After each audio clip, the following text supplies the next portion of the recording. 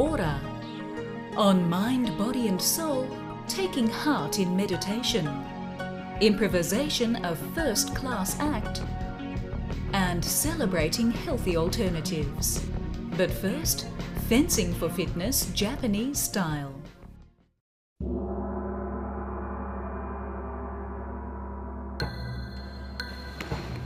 Kendo means the way of the sword, another in the many forms of Budo or Japanese martial arts. Around 900 AD, the Japanese developed the curved samurai sword by improving on earlier Chinese and Korean designs. This was the beginning of the Japanese style of fencing called Kenjutsu, which encompassed the traditional battlefield techniques of Japanese swordsmanship employed by the samurai. From the 12th century, Kendo developed under the strong influence of Zen Buddhism. Swordsmen who became enlightened through the practice of Kendo established schools which continued for centuries and which form the basis of Kendo practice today. Kendo teaches not only physical fencing techniques, but also a philosophy which is inherent to Budo. This intense and rigorous training will develop stamina, increase agility, enhance mental concentration and alertness, and promote all-round well-being, and above all, respect for others. Kendo inspires its practitioners to practice hard, to endure against adversity, to stand valiantly against the strong, and to show compassion toward the weak. Fencing was originally practiced using steel or wooden swords, often resulting in serious injury to the fencers. So in the late 18th century, bamboo practice swords and light practice armour were devised. The equipment looks very much as it did then, today. Practitioners are called kendoka, which means one who practices kendo. These kendoka are practicing iedo, a different form of sword work.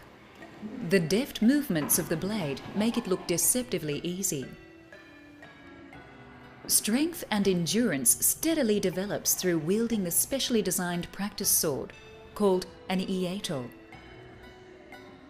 Kendoka spend a moment meditating before practice in preparation to spend the next hours of their life concentrating on kendo. The sword was believed to be the spirit of the samurai. A reverent bow is made to the sword out of respect, for each sword, when used, has the power to take or give life. Kendoka fence using both the edge and point of the sword to hit targets on their opponent's armour. In modern kendo, there are two types of attacks, strikes and thrusts. Strikes are only allowed against certain areas on the body. The four main targets are the top of the head, the throat, the abdomen and the wrist. Ranking in kendo is similar to many other martial arts. Ranks can range up to 8th dan. However, there is no external sign of rank worn on the clothing. If participating in kendo, one would practice the formal exercises known as kata. There are 10 basic kata. Many of these exercises were set down several centuries ago. Thus today, it is possible to embark on the same quest for spiritual enlightenment and physical training followed by the samurai of old. So if you have a yearning to transport yourself back in time and step into the shoes of the samurai, or want to experience this elegant and esteemed form of Japanese fencing, kendo can take you out of your comfort zone and into an ancient world.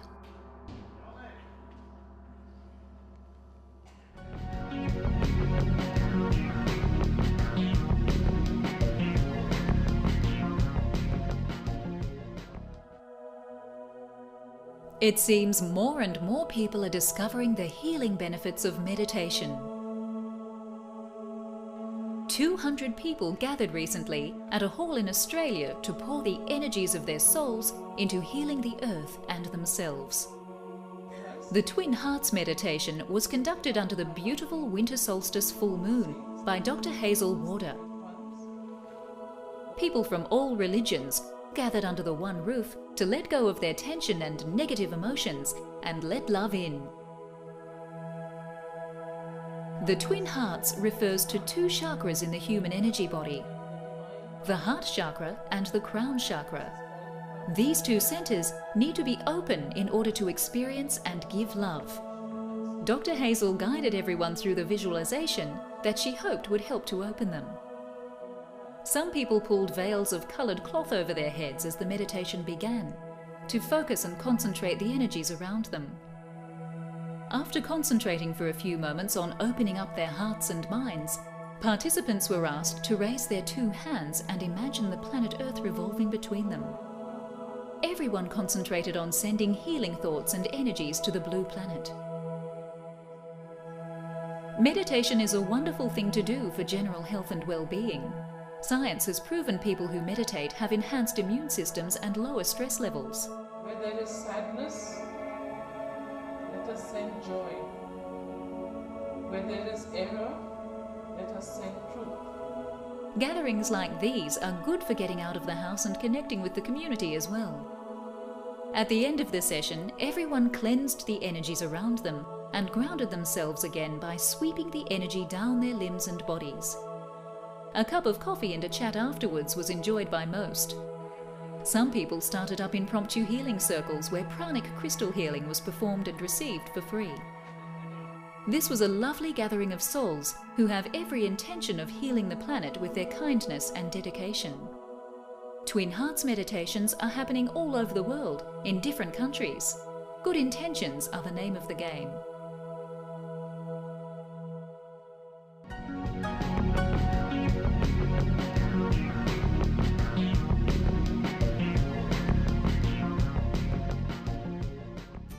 You know what they say, a moment on the lips, a lifetime on the hips. Well, now researchers have discovered that women of hourglass proportions may indeed live longer than their twiggy-hipped sisters. Women with wider hips seem to be protected against developing heart conditions. Researchers have found that hip fat contains a magical ingredient called adiponectin, a natural anti-inflammatory which prevents the swelling and blockage of arteries. The researchers tested over 3,000 men and women between the ages of 35 and 65 in 1987, then checked up on their health status again recently. Women with big hips were found to have an 87% reduction in deaths compared to their thin-hipped friends. They were 86% less likely to develop coronary heart disease as well. Small-hipped ladies were at higher risk of diabetes, high blood pressure, and gallbladder disease. The wrist, like a whip, you watch. So move over Audrey Hepburn and Cameron Diaz. It looks like ladies such as Catherine Zeta-Jones and Sophia Loren are the winners in the longevity war. Unfortunately, the findings do not apply to men, and those of us who tend to put weight on the tummy instead of the hips are no better off either. In fact, it's dangerous for the heart to have a hefty tummy. So if your hips are over 40 inches wide, don't complain. You may not be catwalk material, but classic and curvy is about to make a comeback.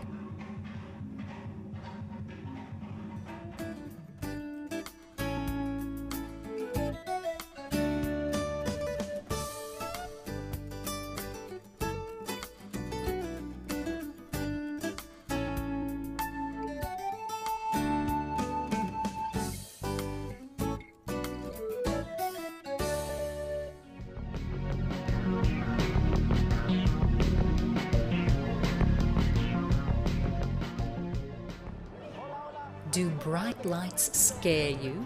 The thought of making a speech leave you feeling nauseous? Not everyone is cut out for the life of a performer, but you can do the next best thing. You don't have to be a Brad or a Charlize to get up and improvise. You may already be a master at making it up on the spot when the boss inquires about your repeated lateness at work. But these actors from around the world make it clear to their audience that being good at listening is often more important than a fast imagination. Two teams of international improvisers have come together to demonstrate the joy of impro to an audience of drama students in Melbourne. Japan, Sweden, Canada, New Zealand and the US of A are all represented in this brave showdown. Armed with guts but lacking a definite script, the teams pit their creative wits all in the cause of fun. Because of my stripes, you cannot see me. And to see what happens next. Jenny Lovell from Melbourne Impro explains to the students the pros and cons of good improvisation. The first thing that we're doing, of course, in this exercise is that we're actually accepting what the other person says. So if Brig says, flying off a cliff, I just go, yes! Being on stage and forgetting your lines may be a big fear for many actors. But the beauty of improvisation is you don't have any lines to forget. And you can be anyone or anything. There are no rules, just guidelines. When performing, accepting an offer by a fellow improviser is important. Their offer could set the scene, time and activity you are pursuing in one sentence, thus allowing the audience to go along with your act. When someone ignores an offer, it's called blocking. I painted your house blue? This can stop an impro in its tracks and makes one's partner look bad. No, you didn't. There's no house there. Making your partner look good is what it's all about. When on stage, going with the flow and accepting offers creates a feeling of trust between people in an otherwise scary situation. If you do it for them, they'll make you look good in return. Favourite colour, your favourite house? Oh, yes, and Once that trust is there, getting on stage to improvise can give you quite a buzz. It's not bungee jumping, but the experience triggers a kick of endorphins and adrenaline into the bloodstream. This rush of hormones leads to a feeling of self-worth, which is important to well-being. This activity can boost self-esteem, and the best thing is it's free, it's legal, and it can be hilarious.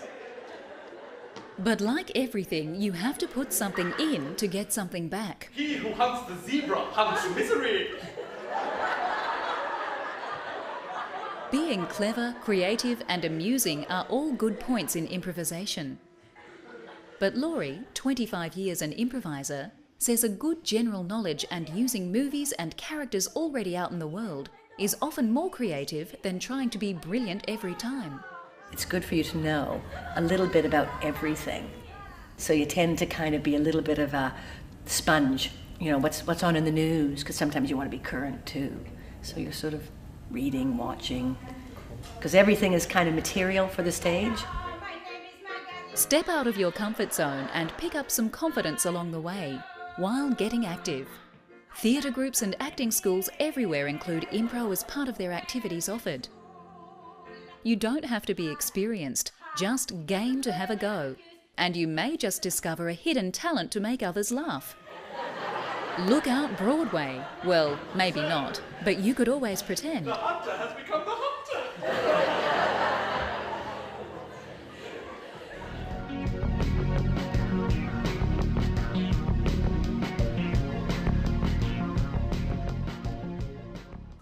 Traditional Chinese medicine has pinpointed the remedy to obesity. Acupuncture is helping overweight people from all over the world to lighten up. A hospital in northern China is offering a fairly easy regime to help people shed pounds. The morning is kick-started with a session of acupuncture. The day is ended with a fun dance class, and the rest of the day is interspersed with well-balanced meals and counselling.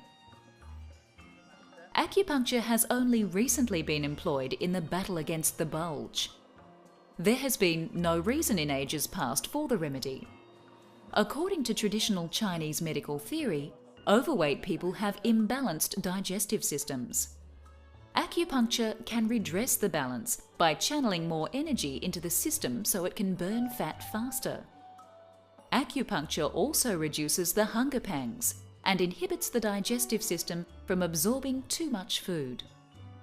The remedy is so successful that one man who weighed 215 kilograms lost more than half his body weight in about a year.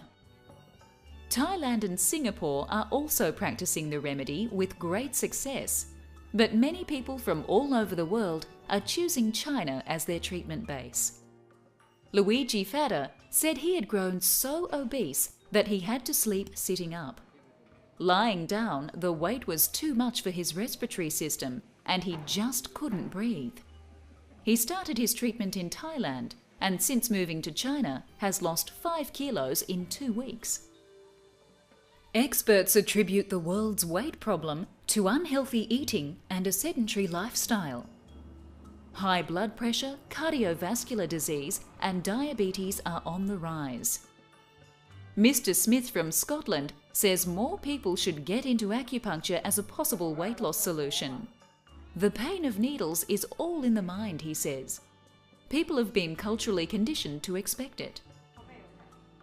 So put your blinkers on, lie back and be brave. Acupuncture needles may help to burst your fat bubble.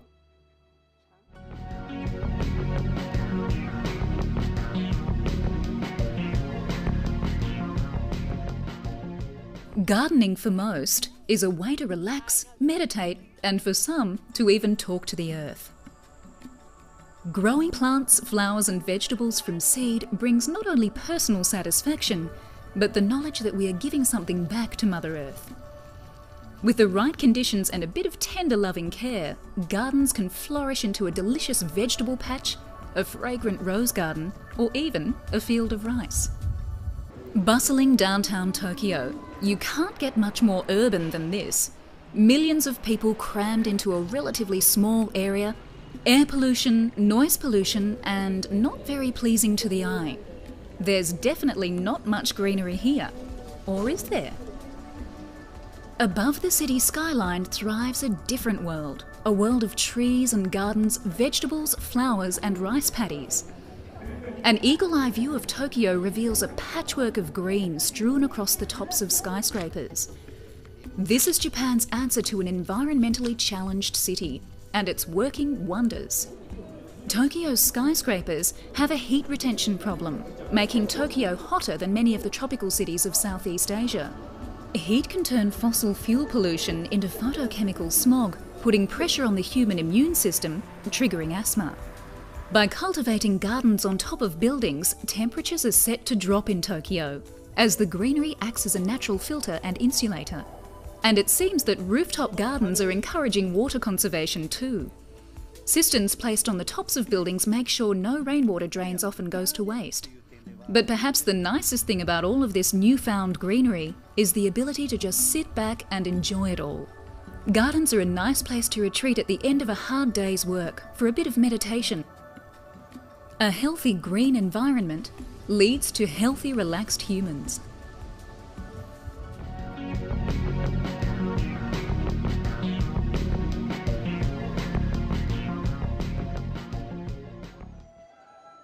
Complementary therapies were considered alternative in the hippie 70s and New Age in the 80s. But non-conventional medical systems and non-Western therapies are becoming more and more popular as time goes on. And there is such a range to choose from. How do you know where to start?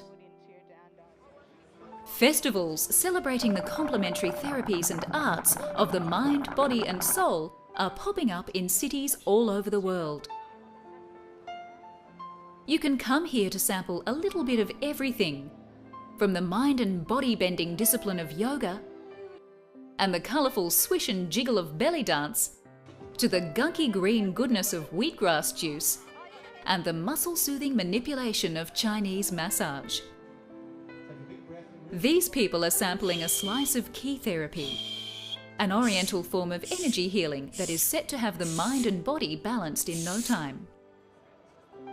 Another form of energy healing is happening over in the Pranic Healing Tent. Here, crystals are used to cleanse and repair the fractured aura. Perhaps you're wondering what the future has in store for you. A visit to the Mystic Megs in the Psychic Healing Tent may or may not be your cup of tea, but these psychics sure look as though they have a full day's work ahead of them. Thinking of developing your own intuition? Many festivals have crystals and ritual regalia for sale. Perhaps the mysterious glow of the purple amethyst cave will clear your communication channels. And after all that walking around, you'll need to take the weight off your feet and have a nice relaxing massage. You can either have it done by a person or just sit in this specially designed massage mat. A nice cup of naturopathic herbal tea will refresh you enough to get you back on your journey. Teas for clearer complexion, better health, sharper concentration, and yes, just for the yummy taste of it, are often available for purchase. So, where to next? A stint in the sauna tent? An iridology consultation? The options are limitless. Spend the weekend pondering the meaning of life and the nature of good health. Give your mind, body and soul a good workout at a festival in your city.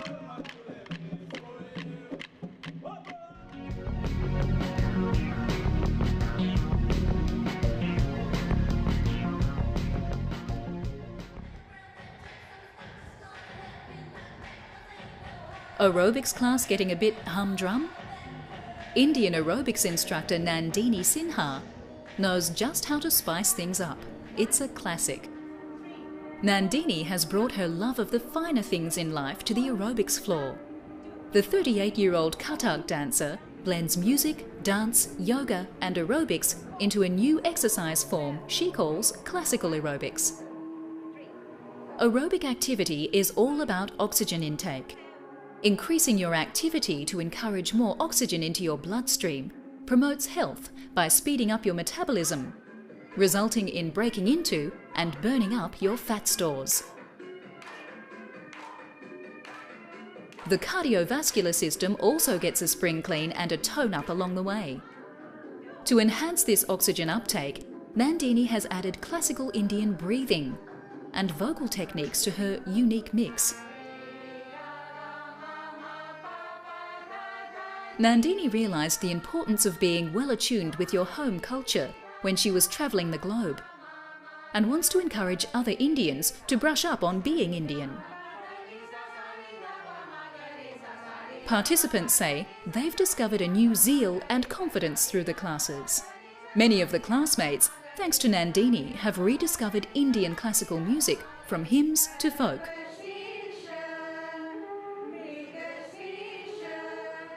An exercise class with classical style and culture. A nice alternative to those of us that don't quite get into hip-hop.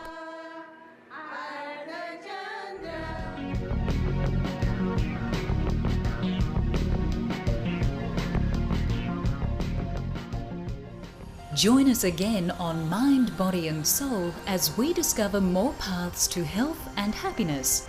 But for now, Dominique gives us some food for thought. You'll only ever experience pain, discomfort, anguish when you're not accepting this moment as it is.